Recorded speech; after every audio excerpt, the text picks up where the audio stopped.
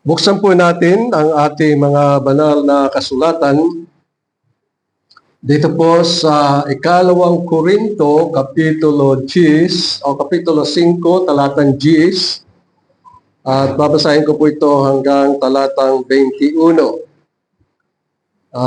Mukhang naging series ang ating mensahe dito po sa ikalawang Korinto na isinulat ni Pablo upang ipabatid ang mahalagang bagay na kailangang tukdin at sundin ng mga mananampalataya at mabatid ang kayamanan ng biyaya na ipinagkakaloob ng Diyos at ipinapahayag ng Diyos sa bawat mananampalataya.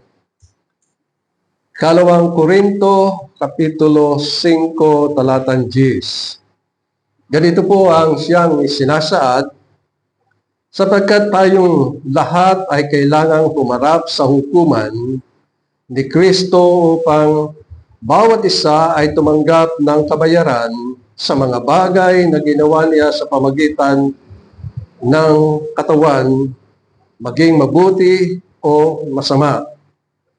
Yamang nalalaman ang takot sa Panginoon, inikayat namin ang mga tao, ngunit kami ay hayag sa Diyos.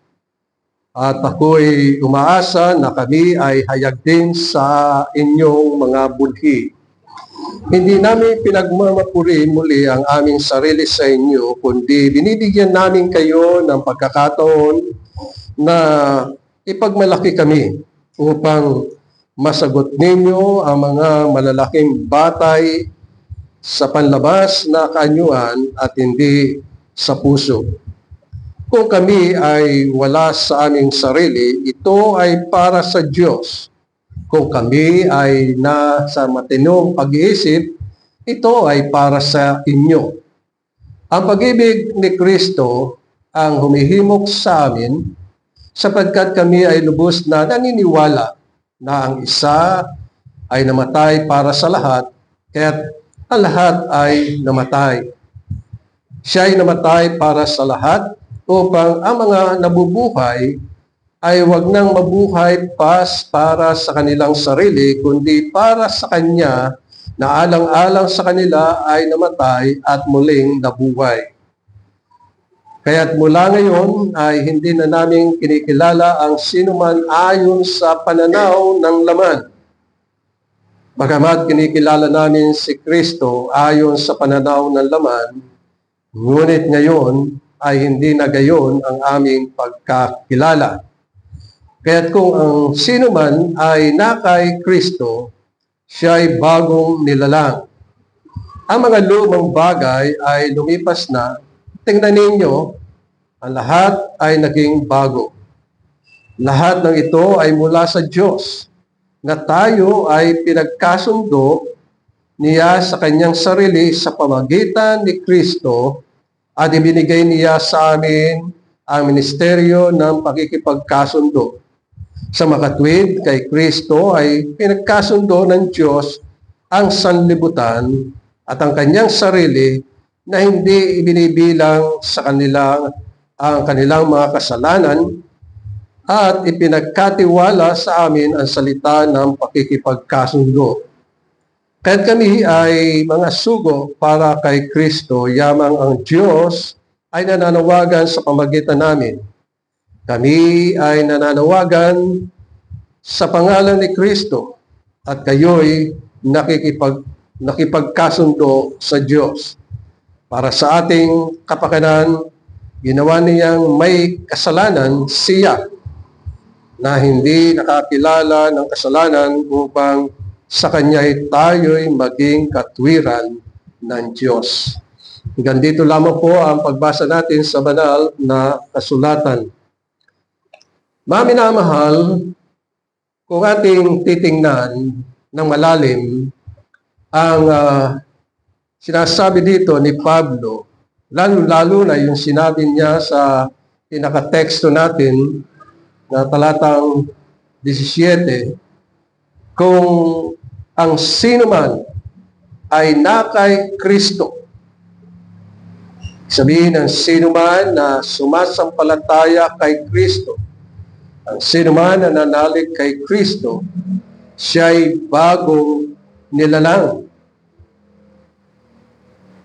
Ang sabi din po dito, ang mga lumang bagay ay lumipas na, tingnan ninyo ang lahat ay naging bago.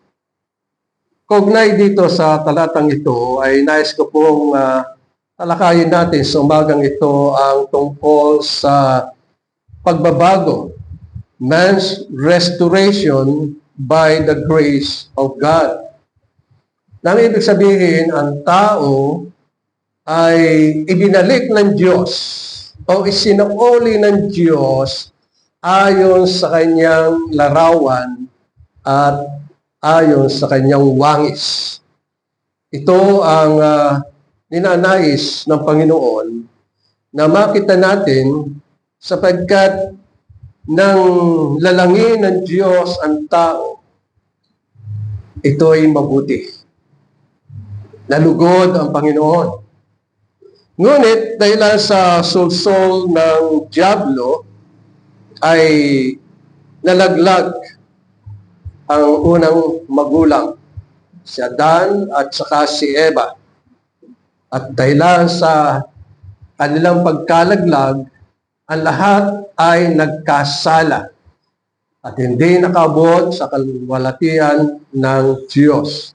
At ang kabayaran ng kasalanan ay kamatayan. Ngunit, ang plano ng Diyos ay hindi yung naukol na nagkamali o nabigo ang plano ng Diyos sapagkat nalalangin niya ang tao ay ayon sa larawan at wangis. Nang ibig sabihin nalalangin si Adan ay siya'y may taglay at ang buhay niya ay banal at meron siyang katwiran at meron siyang lubos na kaalaman sa Diyos. Ngunit dahil sa sulsol ng dyablo ay makikita natin na mas sinunod niya ang utos ng dyablo na ito'y pagpapahayag na si Adan ay walang pananampalataya, unbelief sa Diyos. Wala siyang pananampalataya sapagkat kung meron siyang pananampalataya ay mapagtatagumpayan niya ang sulsol ng diablo. But because of unbelief, nalaglag si Adan sa kanyang kalagayan. At yung pagkalaglag niya yun ay hindi nangangahulugan na ang Diyos ay nabigo at nagkamali. Kundi lalo pang ipinakita ng Diyos na ang tao ay ibinalik niya muli sa larawan at wangis na naayon sa kanyang kalooban sa pamagitan ng pagbubukod o pagpili ng mga tao mula sa karamihan ng mga tao. Kaya ang mga bagay na ito ay napakahalaga sa atin. Lalo-lalo na ihayag ng Diyos kay Pablo sa mga taga-Epeso ang tungkol sa pagpili ng Diyos at yun ay nasa Epeso Kapitulo 1, talatang 4 ayon sa pagkapili ng Diyos bago pa itatag ang sanlibutan. Hindi ninais ng Panginoon na ang kanyang mga pinili o mga hinirang ay mawaglit sa kanya. O kaya nga nais niya na tubusin ang mga pinili niya mula sa miserableng pamumuhay, mula sa sumpa at mula sa kamatayan. At upang malubos ang katotohanan iyon, ibinigay niya ang kanyang buktong na anak, ang Panginoon Kristo, upang umako sa ating mga kasalanan. O kaya nga't ang Panginoong Kristo ang ibinigay sa atin upang tayo ay tubusin ang kalooban ng buhay na walang hanggan. At para malubos ang mga bagay na iyon, sa pamagitan ng ating Panginoong Kristo, ay pinatawad ang ating mga kasalanan at binigyan tayo ng buhay na walang hanggan. Ang buhay na walang hanggang iyon ay nagsasaad na tayo'y mabubuhay, wala ng kamatayan, tayo mamumuhay na kasama ang Panginoon. O kaya nga sa talata ay sinasabi na ang sino man na kay Kristo, pagkat ang Panginoon sa Kristo ang tumatawag sa mga mananampalataya. At meron silang bagong buhay. Ito yung sinasabi dito sa talatang 17. Siya'y bagong nilalang. Hindi na siya makasalanan. Nilinis na siya, siya ay banal. Ang kanyang larawan at wangis ay kabanalan.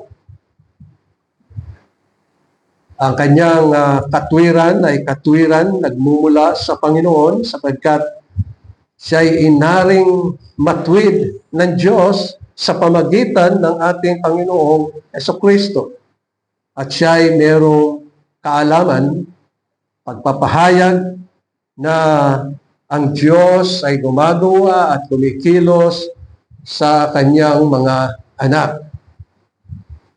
Ang restoration na ginawa ng Diyos ay nagtataglay ng kaligtasan at pagtubos sa mga mananampalataya, sa mga nagtitiwala mula sa kamatayan, mula sa kasalanan, at mula sa miserableng pamumuhay.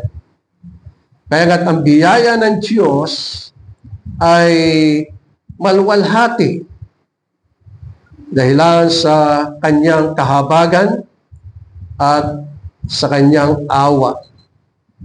Ito yung sinasabi ni Pablo sa mga taga-Roma, Kapitulo 9, talatang 15, nang sabi dito, sapagkat sinasabi niya kay Moises, ako'y maawa sa aking kinaawaan, ako'y mahabag sa aking kinahabagan. So ang Diyos, ang siyang naawa sa atin, at ang awa niya ay napakayaman. Ang kahabagan niya ay walang hanggan. At gayon din ang kanyang pag-ibig ay walang hanggan. At yung kaawaang ito at kahabagan ng Diyos, nang sabi sa talatang 16, kaya't ito ay hindi ayon sa kalooban at pagsisikap ng tao, kundi ayon sa habag ng Diyos. Kaya nga't ang pagtubos ng Panginoon sa buhay ng isang mananampalataya ay saganang biyaya ng Diyos kay Kristo Jesus. Tatlong bagay ang ating sasaalang-alang ngayong mga minamahal. Una ay ang tinatawag na terror. Kasi dito sa Tagalog, ang sabi dito ay takot. Sa talatang 11. Ang pangalawa ay yung kapanganakan, rebirth. At tatalakayin natin ang mga bagay na ito. And then, ang pangatlo ay yung daily spiritual responsibility ng bawat mananampalataya. Unang-una ay yung sinasabing terror. Sa Ingles ay terror ang ginamit. Dito ay takot. Ang ibig sabihin ay kahindik-hindik na pangyayari sa kamay ng Panginoong Jesucristo. Ang ibig sabihin ay ito ay may kinalaman sa talatan 10. Na sabi dito sa talatan 10, sapagkat tayo lahat ay kinakailangang humarap sa hukuman ni Kristo upang bawat isa ay tumanggap ng kabayaran sa mga bagay na ginawa niya sa pamagitan ng katawan at maging mabuti o masama. Bagamat ito'y tinutukoy niya sa mga mananampalataya ang paghukom, gayunpaman ito ay sumasaklaw sa lahat ng mga tao ang paghukom ng Panginoon. Sapagkat ninanais ng Panginoon na bawat isa ay mananagot, ang bawat isa ay haharap, at ang bawat isa ay hahatulan ng Diyos. O kaya nga, sa paghukom ng ating Panginoong Jesucristo ay naroon ang tinatawag na takot. Naroon ang tinatawag na sumpa at kamatayan at magulong pamumuhay. Nang magkasala si Adan, ang tao ay nalaglag sa kasalanan dahilan sa kawalan ng pananampalataya. Pinakinggan niya ang diablo at siya ay nahulog sa kadiliman. Naglaho ang liwanag sa kanya, liwanag na mula sa Diyos, sapagkat ang Diyos ang liwanag. Nabalot siya ng kadiliman. At yung imbis na pagpapala, nabalot siya ng sumpa. At imbis na siya ay merong buhay, nabalot siya ng kamatayan. Kaya ang tao ay walang pag-asa. At araw-araw ang nadadama ng tao ay puot mula sa Diyos. Kahit ano ang gawing pagsisikap ng tao na kabutihan ay naroroon ang puot ng Diyos. Maaring sa pamagitan ng kanyang kaalaman ng tao, maaari siyang magpayaman, ngunit nananatili pa rin ang puot ng Diyos sa kanya. At maliwanag yung sinabi ng Panginoon sa mga awit 73. Yun yung kinamangha ni Asap. Bakit kahit ang masasama ay umuunlad sumasagana? Nakita ni Asap, nabagbag ang kanyang kalooban. Bakit? Masama na nga sila, yumayaman pa sila. Pero nang siya ay lumapit sa Panginoon, nagtanong siya sa Panginoon, nagsabi ng Panginoon, yung kayamanan ay ginagamit niya upang lalong dumusdos sa kapahamakan ang tao. At doon napag-alaman ni Asap na ang kayamanan ay ginagamit ng Diyos para lalong dumulas sa kapahamakan. Sapagkat naroroon yung puot ng Diyos sa puso ng isang tao. Kaya ang tao ay nababalot ng takot sa kanyang puso. Sapagkat ang Panginoon ay darating na siya ay maghukom. Ang isang larawan na makikita natin sa banal na kasulatan ay yung Mateo Kapitulo 25, talatang 31. Na ang sabi dito, kapag dumating na ang anak ng tao na nasa kanyang kaluwalhatian, nakasama niya lahat ng mga anghel, siya'y uupo sa trono ng kanyang kaluwalhatian. Sa talatang 32, ang sabi dito, at titipunin sa harapan niya ang lahat ng mga bansa at kanyang pagbubuklod-buklurin ang mga tao na gaya ng pagbubuklod-buklod ng pastor sa mga tupa at mga kambing.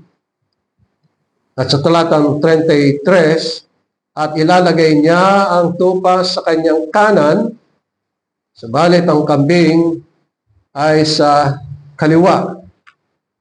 At sabi sa talatang 34, pagkatapos ay sasabihin ng hari sa mga nasa kanan, hali kayong mga pinagpala ng aking ama, manahin ninyo ang kahariang inihanda para sa inyo sa pagtatatag ng sanlibutan. At makikita natin dito na ang mga kambing ang siyang tulad ng Panginoon para sa kamatayan. O kaya nga, dahilan sa mga bagay na ito, ay nasabi ni Pablo na meron silang kaalaman sa tinatawag na takot sa Panginoon. O kaya nga, sa pamagitan ng pangaral ng Ebanghelyo, ay makapagsisi ang tao, madama nila ang kalayaan na ibinibigay ng Panginoon. Kung babasahin natin ang Jeremias, dito ay sinabi ng Panginoon kay Jeremias na sabihin mo sa kanila na sila ay mananatili sa lugar ng Babylon.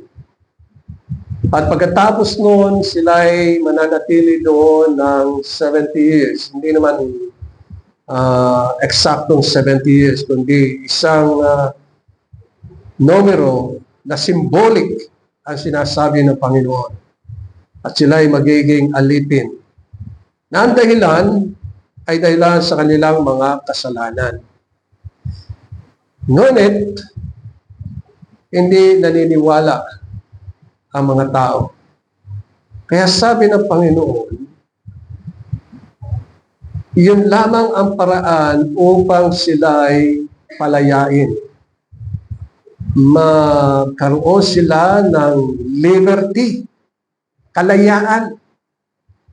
Kalayaan sa sumpa, kalayaan sa resembling pamumuhay, kalayaan sa kamatayan. Yun ang mensahe ng Panginoon kay Jeremias. Ngunit sa kabila noon, ayaw pa rin na maniwala ang tao. Pareho yan sa ating kapanahunan na ang ebanghelyo ng ating Panginoong Jesucristo ay ebanghelyo upang palayain ang mga alipin. Ang sabihin yung mga alipin ng kasalanan, alipin ng takot, alipin ng kamatayan, alipin ng kadiliman. Sapagkat ang sabi sa banal na kasulatan, ang sinumang sumampalataya sa Panginoong Jesucristo ay merong buhay na walang hanggan. Siya ay malaya na sa kanyang pamumuhay. Dito natin makikita yung kalayaan. Ito yung tinatawag na rebirth o ipinanganak na muli. Sapagkat sabi sa talatang 17, ang sino man na kay Kristo Jesus ay bagong nilalang. siya'y binago. Siya'y ipinanganak na muli. Ang unang kapanganakan ay kapanganakan dito sa lupa. At ang ikalawang kapanganakan ay kapanganakan sa Espiritu na siyang binanggit ng ating Panginoong sa Kristo. Sabi niya, ang ipinanganak sa laman ay laman. Ang ipinanganak sa Espiritu ay Espiritu. Kung ating pagmamasdan, bawat isa ay tumatanda. Lahat ng creation ng Panginoon ay tumatanda. Halimbawa, ang binabanggit sa mga awit ay katulad tayo ng bulaklak na pag umulan, tingnan niyo po pag umulan, yung tigang na lupa at matapos na ito'y diligin ng Panginoon, sisibol ang mga halaman. Kaya din ang damo ay sisibol. At ang ginamit na example ng Panginoon ay ang damo. At pagkatapos ito ay mamumulaklak. At pagkatapos na ilang panahon, sila ay malalanta at mamamatay.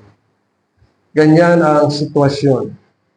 O kaya nga ang tao ay papanganak at pagkatapos yayabong at pagkadating niya ng pinaka-apex ng buhay niya, sabi na iba, life begins at 40. Bakit? Sapagkat hanggang doon na lang ang pinakatuktok na buhay ng tao at siya'y unti-unti nang patungo sa kabulukan. Kung kaya makikita natin ang mga bagay na yan, na sila ay unti-unting nawawala. Ganyan din ang mga halaman, ang mga hayop. Ganyan din ang sanlibutan ito. Alam ba ninyo, ang sanlibutan ay tumatanda. At katulad ng lupa, ang lupa ay umuungol. Ako, first time ko makadinig ng ungol ng lupa. Nung ako'y naroon sa Agoo, nagdi-distribute kami ng relief kasi lumindol doon at kasalukuyang lumilindol nung kami ay nagpunta roon. Pagdating ng alas 2 ng daling araw, ang unang bagay na aming napapansin, yung mga aso, kahul ng kahul. Iba yung ungol ng mga aso. At pagkatapos doon ay yung daing ng lupa. Alam nyo, nadinig ko, gano'n, ang daing ng lupa. Ganyan din ang daing ng tao. Umuungol. Alam natin na ang pag-ungol na yun ay sa mga mananampalataya, ang ungol ay pagpapahayag, Panginoon, kailan ka dadating? Kailan mo kami ihahatid at dadalhin sa iyong kaharian? Yan ang ungol ng mga mananampalataya. At nakakagalak sapagkat hindi lamang ang mga tao ang umuungol, pati yung mga halaman, ang lupa, ang mga hayop. Ano ang ninanais nila? Ang pag-ungol ay upang maipahayag na ng Panginoon kung sino ang mga mananampalataya. Tayo naman, sabi nga dito sa talatang 4 na pinag-aralan natin nung nakaraan, sabi dito, sapagkat habang kami ay nasa toldang ito, ibig sabihin habang kami ay narito sa katawang ito, sabi niya, kami ay dumaraing na nabibigatan na hindi namin nais na maging hubad, kundi nais namin kami mabihisan pa upang ang may kamatayan ay lunukin ng buhay. Ito ang idinadaing natin. na tayo ay mapalitan. Itong katawang ito na laging tinatamad, laging napapagod, laging nakakanais ng matulog. Ito minsan, ang sarap matulog. No? Pero dumaraing na mabihisa na ng bagong katawan. At yun ay tumutukoy sa rebirth. Sapagkat pag sinabi nating rebirth, panganakan, ay hindi lamang yung ating kaluluwa ang ipinanganak na muli, kundi kahit na ang ating katawan na katulad ng katawan ng ating Panginoong sa Kristo.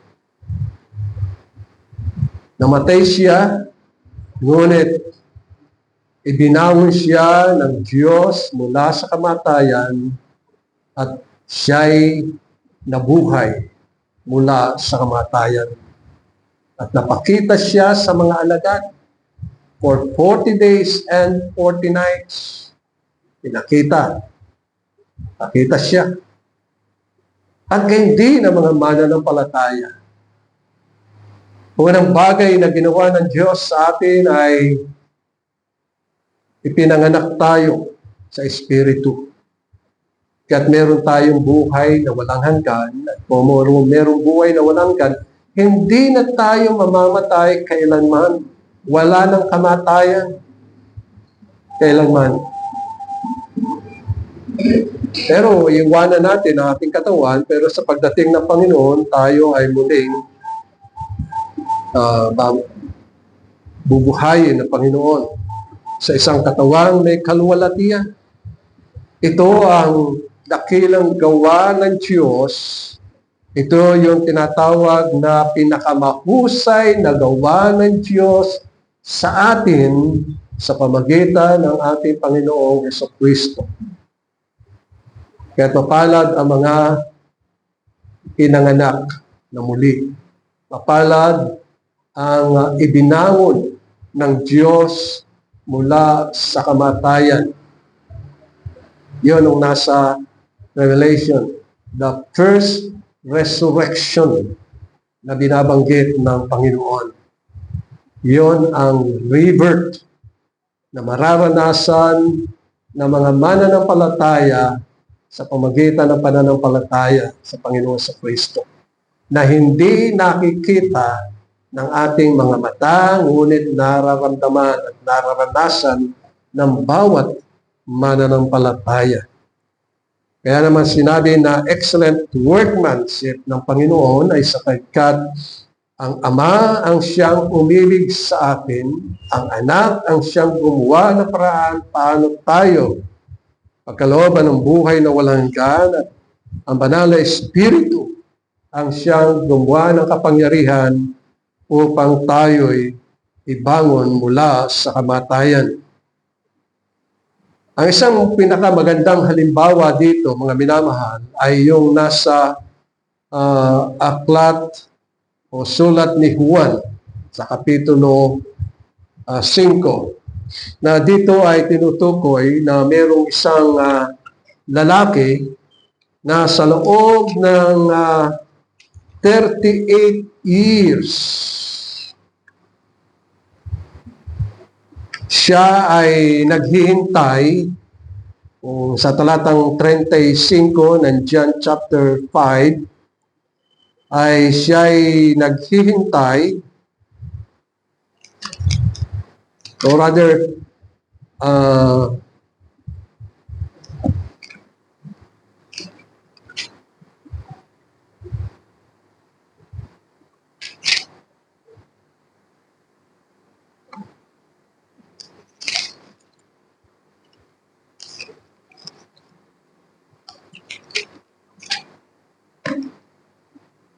sabi dito sa talatang 5, ay isang lalaki na may 38 taong may karamdaman. At pagkatapos ay siya'y naroroon at nakita siya ni Jesus. Sabihin sa puso ng Panginoon ay narito ang isang lalaki na mahal niya at nahahabag siya sa kalagayan. Pero nyo, 38 years na siya ay nakahiga. Napakahirap, no? Hindi ka makakilos, hindi ka makapasyal, hindi ka makapagtrabaho, nakatali ka sa iyong higaan at walang tumutulong sa iyo. Kuminsan sumasala siya sa pagkain sapagkat maaaring tinatamad na yung kanyang kasambahay na magdala ng pagkain sa kanya. Pero nakita siya ng Panginoong Hesukristo sa verse 6. Siya'y nakahiga. At lumapit ang Panginoon at sinabi niya, ibig mo bang gumaling? Wow, ang ganda ng tanong ng Panginoon. So ang sagot ng lalaking ito ay nasa verse 7, Ginoo, hindi pa niya kilala ang Panginoon sa Kristo. Walang taong maglusong sa akin sa tipunan ng tubig sapagkat kapag kinalawkaw ang tubig at samantalang ako'y lumalapit, ay nakalusong na muna ang iba bago ako. So ito ang sinagot ng Panginoon. Gusto niyang gumaling pero walang tao siya na tutulong sa kanya para ibangon siya at siya ay lumusong doon sa tubig. Sapagkat ang ginagawa ay dumadating ang anghel ng Panginoon at kinakalawkaw yung tubig at ang unang tao na lulusong doon ay gagaling. So 38 years siyang naghihintay na siya'y gumaling. Pero yung 38 ng pagtitiis niya. Pero sa isang salita ng Panginoon, nang sabi ng Panginoon sa kanya, verse 8, bumangon ka, buhatin mo ang iyong higaan at lumakad ka. It is a command. Ito ang pagbabago na ninanais ng Panginoon. Na mula sa pagkakahimlay for 38 years, ay maranasan niya ang pagbabago sa harapan ng Panginoon. Kaya nga't ang utos ay bumangon ka. Kaya ang lalaking ito ay bumangon ayon sa inutos sa kanya ng Panginoon. At pinabuhat sa kanya ang higaan. At siya'y nagpasimulang lumakad at umuwi. Gumaling siya. Ito ang restoration na binabanggit sa banal na kasulatan. Pero higit pa ang ninanais ng Panginoon na mapatid natin na mula sa ating pagkakasala, ibalik tayo muli sa kabanalan, sa katwiran, sa buhay na walang hanggan. Ito ang ninanais ng Panginoon. Ito rin ang siyang binabanggit sa banal na kasulatan sa Ezekiel Kapitulo 36. Ano yung pinakaganap at mahusay na gawa ng Diyos sa buhay ng isang mananampalataya? Ang sabi dito sa talatang 25, Kapitulo 36, sabi ng Panginoon, ako'y magwiwisik ng malinis na tubig sa inyo, kayo'y magiging malinis sa lahat ng inyong karumihan, at lilinisin ko kayo sa lahat ng inyong mga Diyos-Diyusan. At ang sabi sa talatang 26, bibigyan ko kayo ng bagong puso Lalagyan ko kayo ng bagong espiritu sa loob nyo. Aking lilinisin ang batong puso sa inyong laman. At aking bibigyan kayo ng pusong laman. Aking ilalagay ang aking espiritu sa loob nyo. Kaya nga ang banal na espiritu ay ipinagkaloob sa mga mananampalataya. At ang sabi dito, aking ilalagay ang aking espiritu sa loob ninyo at palalakarin ko kayo ng ayon sa aking palatuntunan o tuntunin at magiging maingat kayo sa pagsunod sa aking mga batas. Kayo'y maninirahan sa lupaing ibinigay ko sa inyong mga ninuno. Kayo'y magiging aking bayan at ako'y magiging inyong Diyos. Kaya nga, ang restoration ay pagbubukod ng Panginoon sa karamihan ng mga tao. Ibinukod tayo. Yon ang biyaya. It is the grace of God separating the elect from the wicked. At ang pangako ng Panginoon ay yung nasa Isaiah 41, talatang 9. Na sabi dito, ikaw na aking kinuha mula sa mga dulo ng lupa at tinawag kita mula sa pinakamalayong sulok niyon na sinasabi sa iyo, ikaw ay aking lingkod. Pansinin niyo, ikaw ay aking lingkod. Aking pinili ka. So, ibig sabihin, nangungusap ang Panginoon sa atin. Aking pinili ka at hindi kita itatakwil. Huwag kang matakot sapagkat ako'y kasama mo. Huwag kang mabalisa sapagkat ako'y Diyos mo. Aking palalakasin ka, oo, ikaw ay aking tutulungan, oo, ikaw ay aking aalalayan ng kanang kamay ng aking katwiran.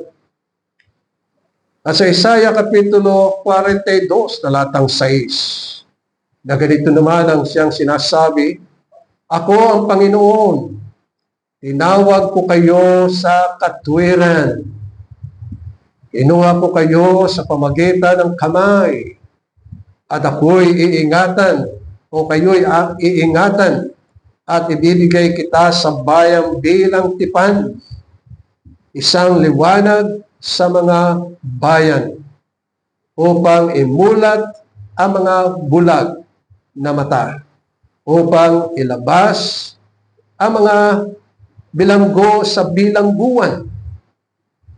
Sila'y nakupo sa kadiliman mula sa bilangguan. Yan ang kalagayan natin, mga minamahal. Bilanggo tayo dati ng kadiliman, ng sumpa at ng kamatayan. Ngunit ang Panginoon ang siyang nagligtas sa atin. Kaya sabi niya sa talatang 8, ako ang Panginoon, iyon ang aking pangalan, hindi ko ibibigay sa iba ang aking kalwalatian o ang aking kapurihan sa mga larawang inanyuan.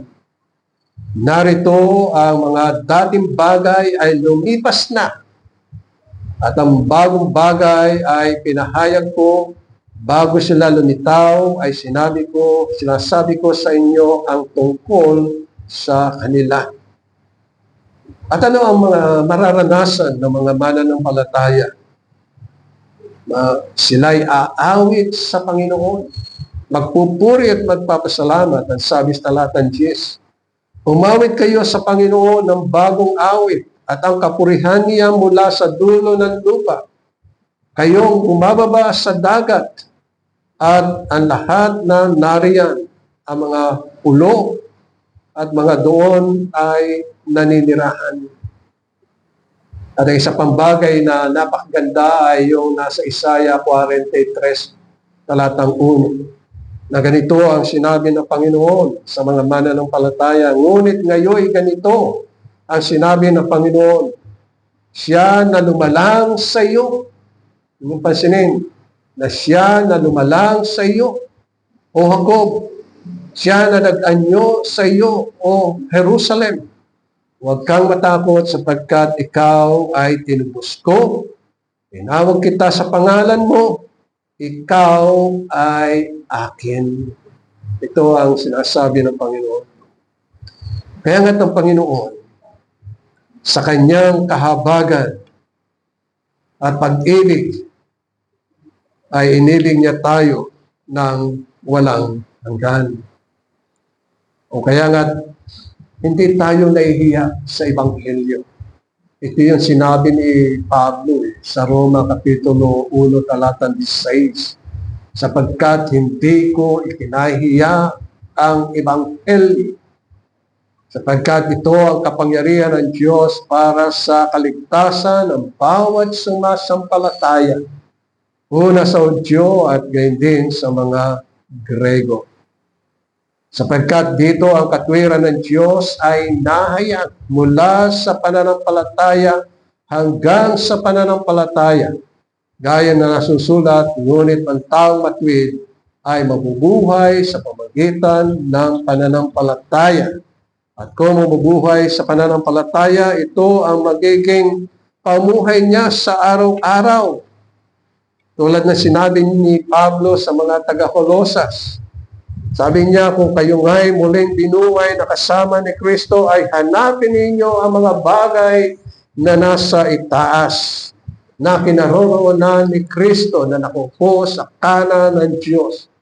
Ito ninyo ang inyong mga pag-iisip sa mga bagay na nasa itaas, hindi sa mga bagay na nasa ibabaw ng lupa. Sapagkat kung kayo'y namatay na, ang inyong buhay ay natatagong kasama ni Kristo sa Diyos. Kapag si Kristo ang inyong buhay ay nahayag, ay mahayag na rin kayo nakasama niya sa kaluwalhatian. Kaya sabi niya sa mga taga-Kolosas, patayin ninyo ang anumang makalupang nasa inyo. Pakikiapid, karumihan, masamang pita, masasamang pagnanasa, kasakiman, na ito'y pagsamba sa Diyos-Diyusan. Dahil sa mga bagay nito ay dumating ang puot ng Diyos sa mga anak ng pagsuway. Kaya ano ang gagawin natin bilang mananampalataya? Dalawang bagay ang nasa atin, the old man and the new man. At ano ang sinasabi sa lumang pagkatao? Sabi sa Efeso Kapitulo 4, talatang 21, kung tunay na inyong narinig at tinuruan sa Kanya kung paano ang katotohanan kay Kristo, alisin ninyo ang dating paraan ng inyong pamumuhay. Sabihin niyo yung habit natin. Katamaran, kawalang kasiglahan, kalungkutan, pagpapabaya. Yan ang mga bagay na sinasabi dito, mga bagay na makaluma. Yun yung dating pagkatao na pinasama sa pamagitan ng pandaraya, ng pagnanasa. Pero anong gagawin? Sabi sa talatang 4, Kapitulo 4, talatang 23, at magbago sa espiritu ng inyong pag-iisip. Kayo'y mga bihis ng bagong pagkatao. Ang mga mananampalataya lang ang mga binago. Sila lang ang tinutukoy dito na magbihis ng bagong pagkatao na nilalang ayon sa wangis ng Diyos. Yung sa restoration ng Panginoon. Nirestore tayo ng Panginoon ayon sa wangis at larawan niya.